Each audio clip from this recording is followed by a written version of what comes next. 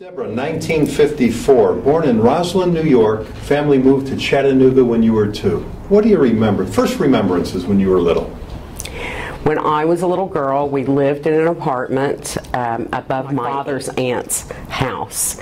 My father died when I was 2 and a half, and so I had a single parent mom and my brother and sister, and a very happy life. I remember just having a good time. Now, do you know why you guys moved from New York to Tennessee? Yes, my grandparents lived in Tennessee, my father's parents, and my father was ill already with Hodgkin's disease and wanted to be close to his parents, and so they moved. They had moved a number of times, and they moved back to Chattanooga, which was the second time they had lived there. Now, you had 2 siblings, and so your folks were preparing for your dad's illness to get worse, I assume. Yes.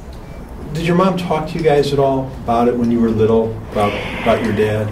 We did in passing, but quite honestly, I was so young when he died that it was just always a fact of life. My brother, who was 9 years older than me, was much more directly affected because, you know, he was 12. He had a different relationship, and my sister, who's 5 years older, as well. So it was always just a part of my life that my father was gone, and you know, we heard about it, but we didn't talk so much about the details. Do you remember your grandparents at all? Only my father's parents. My mother's parents both died before I was born, or I think my grandmother died shortly after I was born. And but my father's parents lived in Chattanooga. We did not see them a lot, but I do remember them well. My grandmother was a lovely, sweet woman, and one of 8 cousins, so occasionally I would see her with all her contemporaries together. Right. Do you remember what your grandfather did for a living? My grandfather originally was a carpenter, he of sorts, but he had not worked for many years when I knew him. By the time they came to Chattanooga, the last time, my grandfather really, I think my uncle and my father kind of supported them. Now, did your mom start a career in Chattanooga? She remarried? She did. She became a legal secretary. She, you know, had to go to work, and was a legal secretary for many, many, many years, and actually worked for the same person almost the entire time. Now, did your mom ever remarry? She remarried briefly. Okay. And as I tell a class that I teach on divorcing parents, she remarried briefly and badly. So right. Fortunately, it was brief. Okay. Now, did your siblings, they were older, so did they talk about the adjustment they had to make from coming from New York to Chattanooga? I mean, that's a culture shock maybe if you're older. They really didn't. You know, it was just a fact of life, and it really wasn't until we were older that we sort of wondered mostly why, because all my mother's family was in the Northeast, mostly in Pittsburgh and New York. And so we kind of wondered why she didn't pick up and move again and move us back near her family, but they really never talked much about it. Right. They lived in Texas when my siblings were younger, and they never really talked much about that either. Talk to me about grammar school. Where did you go to school? I started grammar school in 1960 at the elementary school up the street from my house, Clara Carpenter, and the teacher was so excited to have me because she'd had my sister 5 years earlier, and 2 weeks later the integration order came through, and they closed that school, and I was the first year of busing. So I was bused across town to an elementary school that was predominantly black, and was there for 5 years. And I I loved it. I had great teachers and did well in school. I was definitely the, see me, my hands up girl. Now that was a turbulent time in this country's history, and you were affected by it. Yes. Did you realize at the time all the tensions that were going on? Because I imagine there were some. Yes.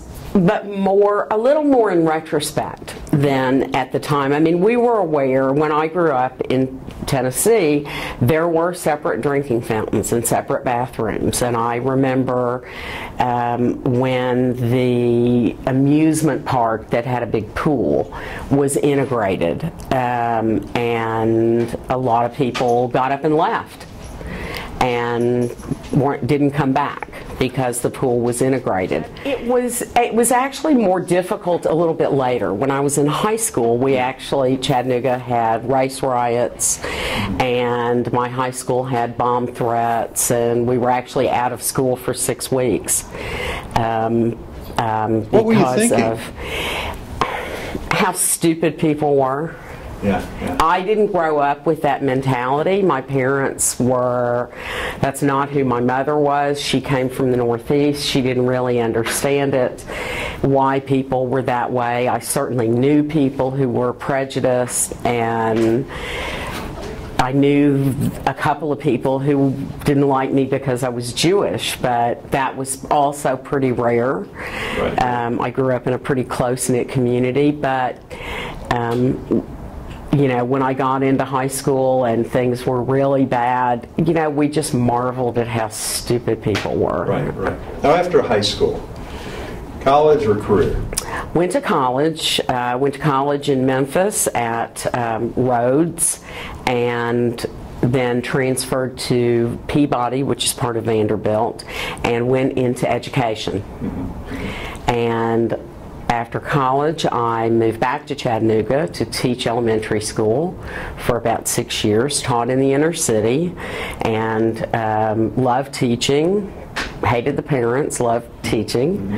And then after that, I started working part-time during that time at the Jewish Community Center, and eventually decided that that was the career that I was looking for. You're now involved with the Jewish Community Center in Chattanooga. Right. So are you planning on just making Chattanooga your home?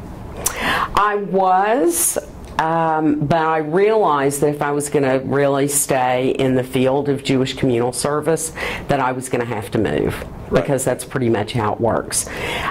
So I got hired and moved to Omaha, Nebraska as the Adult and Singles Director at the Jewish Community Center, and ultimately became the Director of B'nai Brith Youth Organization there as well.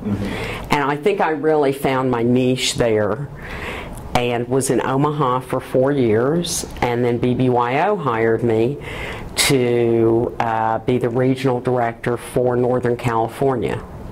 Oh, so you left Omaha and went to California. So, yeah. Where in California? My office was in San Mateo, outside of San Francisco, and I had the whole Bay Area, Sacramento, everything in Northern California. And loved living there, especially after being in Omaha, where it was, lots of snow and 70 below wind chill factors. It was a pleasure to move to California. Right. But, and so I loved that, and then the job with BBYO came open here in Dallas, and they asked me to move to Dallas, and I said yes. Now, why would you give up the West Coast to come to Dallas? What was it that convinced you to do that? A couple of things. I had a good friend who lived here, a friend I had made through BBYO, and had moved back. She had moved back to Dallas for her family business. And also, the cost of living in Northern California is just torturous. I mean, there was no hope of ever owning anything, or, really being able to do any better financially than what I was going to do, as long as I stayed in nonprofit management. Now, had you been to Texas before? I'd visited a couple of times, and... Well, tell me about packing up and coming to Dallas. When I was a young kid, I read a book by Shalom Aleichem about called The Great Fair. And in The Great Fair, one of the characters always said, change your place, change your luck. And so when given the opportunity to move, I said, is what's keeping me here more important than the opportunity to do something new? And the answer was no. So I packed up and moved. Actually, I was lucky they packed me up and I moved, and I had a lovely 2 weeks traveling throughout Northern California and into Canada and the Canadian Rockies. And so you made a nice goodbye trip. So I made a nice goodbye trip. Spent 2 weeks getting here. And what year was this now? This was in 1989. 1989. Mm-hmm. All right. Talk to me about, I'm now in Dallas. So I came to Dallas, and it was a different situation a little bit because I was housed in the JCC again, which was lovely because I felt definitely more part of the community than in Northern California, where I just had an office in an office building. And I had an assistant, and I had a secretary and a half, and really lovely people, and a large BBYO program that covered North Texas and Oklahoma. Mm-hmm. So I did a little bit of traveling while I was here. So it's been a little bit over 20 years you've been here. How has the JCC evolved in those 20 years? The JCC has become more open, I think. When I first came, not that membership is not important now, because it certainly is, but back then, particularly my relationship as a BBYO director with the JCC was a little more, what are these kids doing in our building, making a mess? You know, and they're not members, most of them. Right.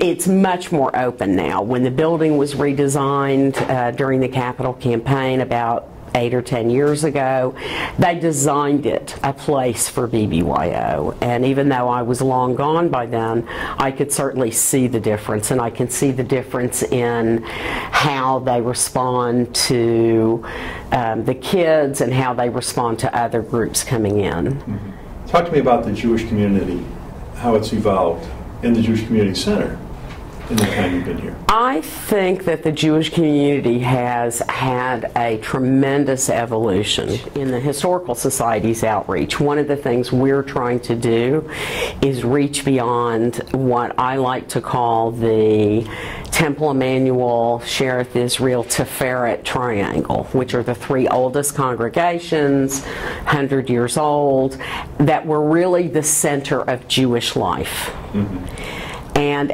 around the time that I moved here, shortly before, the Jewish community began spreading out. When I moved here, I think there were 5 or 6 congregations. Now I think there are 13. People really, when I moved here and lived and got an apartment north of LBJ, everybody I met said, oh my goodness, you live so far out there. No Jews live that far away. Now, you know, Frisco, Allen, Carrollton, Louisville, you know, people live all over, and they've really, and even south to Duncanville and places like that. I think that the other thing that's happened is that it took a really long time, I think, for the Jewish community to recognize that it needed to make a place for adults who were not married with children, for young adults, for older adults, to really help them find a spot in the Jewish community, because they don't fit in the traditional molds. And so I think the JCC has made that happen, as well as some of the congregations. I know Temple Emmanuel really did a lot of outreach, and Shereth has done some outreach, and some of the other congregations as well. I think probably the biggest change has been the growth of the Orthodox community. When you know, for many years Tiferet Israel was considered the Orthodox congregation, but it was really a traditional congregation. Then Shari Tefillah came along, and it was a modern Orthodox congregation. Now we have half a dozen varieties of what it means to be Orthodox, and as a result, it's drawn another group of emigres, if you will, to Dallas. We have several kosher grocery stores. We have, you know, opportunities for people to live in the place they want to live in the way that they want to live. And it has made us, in many ways, a more open community. The difference between what was an acceptable meal at a community event in 1989 when I came here and what's acceptable now are very different, because the community has come to understand the concept of making a place where everyone can be comfortable and making a place where everyone can eat.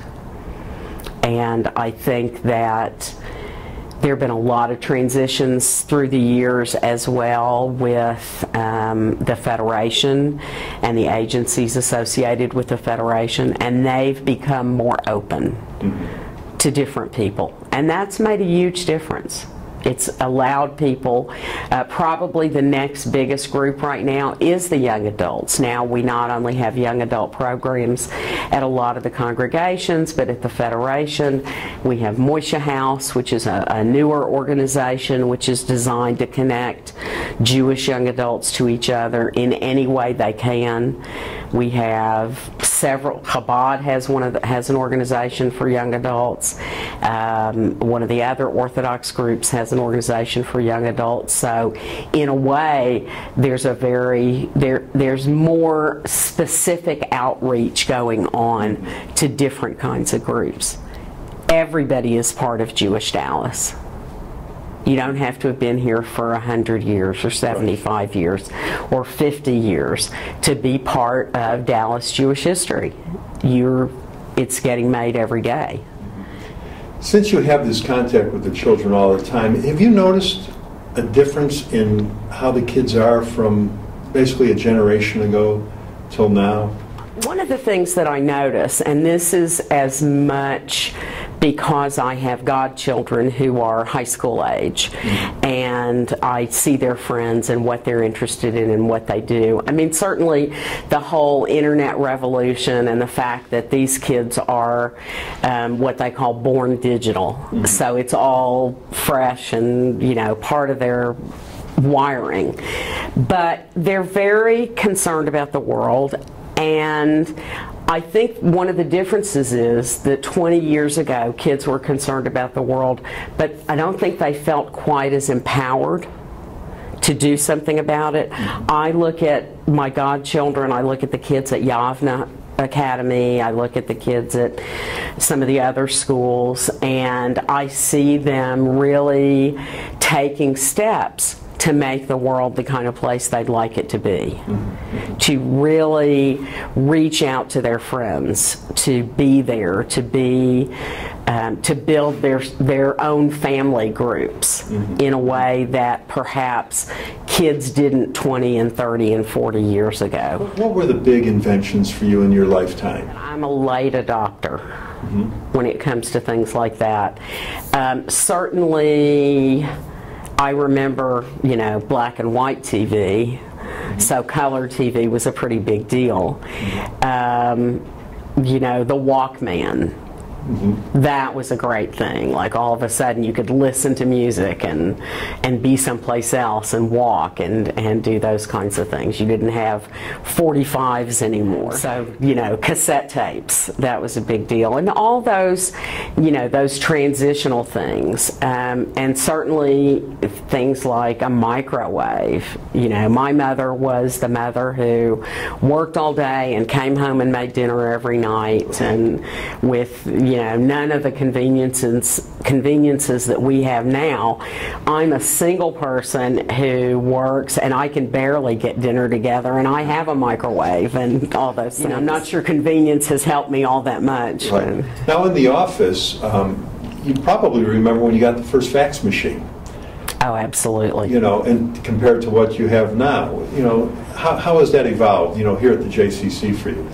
Well, one of the things I noticed, and it was actually when I was working for BBYO when we first got a fax machine, that as soon as it went off, I would jump up to see what was there. Mm-hmm. And it, you know, was so amazing. And I guess the same thing kind of happened with when we first got email.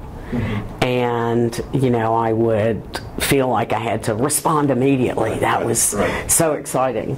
And now it's, you know, now it's just every day and commonplace. And now I have 4 email accounts that I'm checking during the day.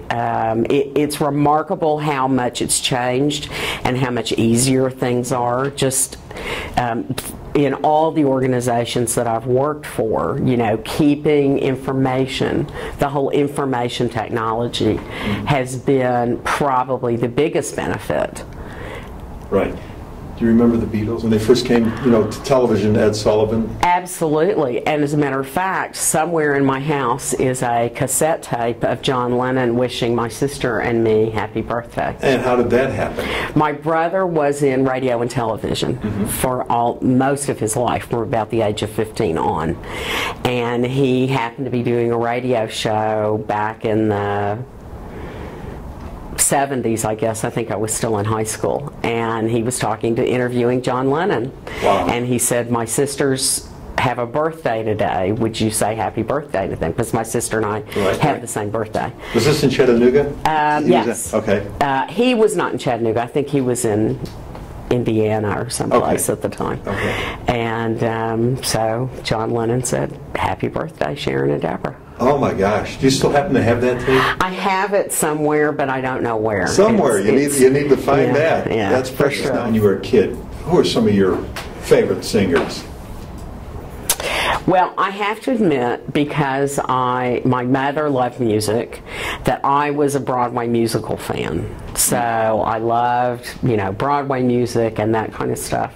And I also loved the balladeers, Frank Sinatra and Steve Lawrence and Jack Jones, people who are like, you know, people don't even know who they are anymore. I remember watching the Perry Como show and actually driving by his house in Cannonsburg, PA, one time with my aunt. So I love that kind of music. But then, you know, when I got into high school and got into certainly the Beatles, I was a Beatles. When my elementary school, it was you were either a Beatles fan or an Elvis fan. So I was definitely a Beatles. And yeah, then in high school it was, you know, just everything. I was not. I'm not that. I like music, but I can't say that I was, you know, a real, you know, Radiohead kind of person. How's Dallas changed since you've been here? Since I've been here, I think Dallas has also become more open, and perhaps it's the influx of people. Dallas has always had its own kind of weird demographic. It's, even though people think of it as Southern, it's got a very Western demographic in that people come here and are transients come here. People come and go. And having grown up at a time where I remember Dallas as the place where Kennedy was killed, Dallas is a different city now, I think. Not that there's not still some racial tension and problems in that area, but I think in general, and certainly most recently, the leadership is really about making Dallas a better place to live for everybody. You know, really reaching out into the community. What was your favorite decade? I have not had a bad decade. I would say, personally for me, the hardest one was maybe late 90s, early 2000s. I had a lot of career changes and some difficult periods. So, because I had quite a big, I'd left BBYO in 1996 and then had about 6 jobs at the same time that I was doing for a number of years, and before I found my spot here at the Dallas Jewish Historical Society. Happiest time in your life? I think probably when I was a kid. When I was young, I, played outside and had best friends who lived up the street and read voraciously. I grew up in a family that didn't have a lot, but I think that we were happy. My mother made sure that we had what we needed, and while I've always seen that the other half lives a little differently, a little better, I think my quality of life has been pretty good. Now, in your lifetime, there's been so many momentous occasions. You talked about racial tensions when you were a kid at school. President Kennedy assassination. Something good, the moon landing. Right. Of course, 9/11, that tragedy. Was there something on the national scene that really affected your life, affected you? When I was in college, I was a camp counselor at the Girl Scout camp that I had gone to as a kid. And this was during the Watergate hearings. And for some reason, when Nixon resigned, I was the person who was designated, as we pulled the whole camp together to watch it, to explain to this group of kids from 2nd grade to high school what had happened. And it's funny because at the time I was an international studies major, so I was like reading all the newspapers every day, and very kind of involved, and had been involved in politics a little in high school and college. And I remember feeling that responsibility, that weight of trying to explain something that could have been very fearful, and yet, a president resigning and a president being accused of some pretty bad things, and yet at the same time being reassuring that this is how our country does things, and we go on, and we, that orderly transition of power is part of our strength, and that kind of thing. So and I think maybe that was when I began to realize that I loved teaching, that I loved being not just at the front of the room, but being able to make sense and explain things. Now, your whole career, you've worked with children and young people. A good part of my career. What would you like to leave for the next generation? What advice do you have for them? Hold on to who you are, regardless of what comes your way. Know in your heart who you are and what you want, and don't let anybody tell you any different. You did a great job.